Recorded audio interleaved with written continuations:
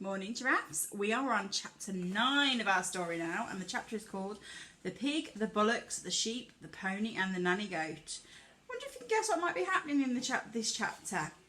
Let's go. At the moment, George's mother came back from shopping in the village. She drove her car into the yard and got out.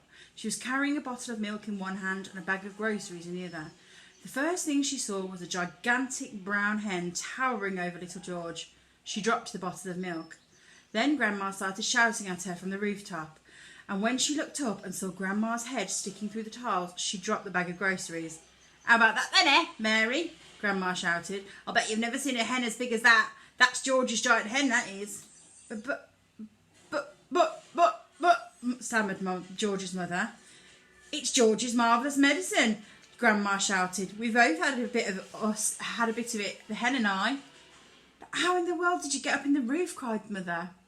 "I didn't. My feet are still standing on the floor in the living room." This was too much for George's mother to understand.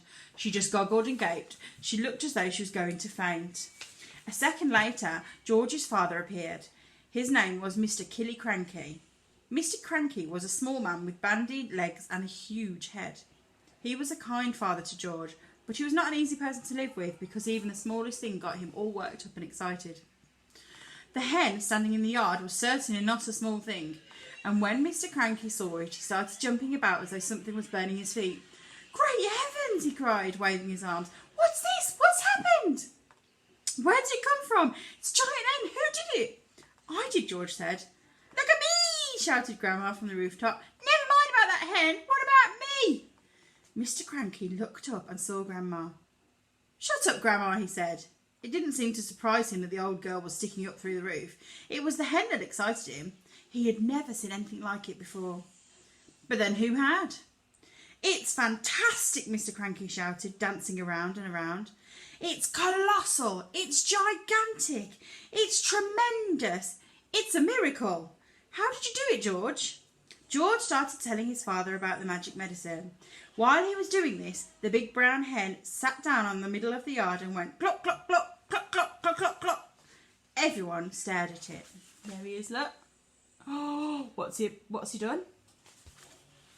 When it stood up again, there was a brown egg laying there. The egg was the size of a football. "That egg would make scrambled eggs for 20 people, Mrs. Cranky said. "George," Mr. Cranky shouted, "how much of this medicine have you got?" "Lots," said George. "There's a big saucepan full in the kitchen, and this bottle here's nearly full." "Come with me," Mr. Cranky yelled, grabbing George by the arm. "Bring the medicine. For years and years I've been trying to breed bigger and bigger animals.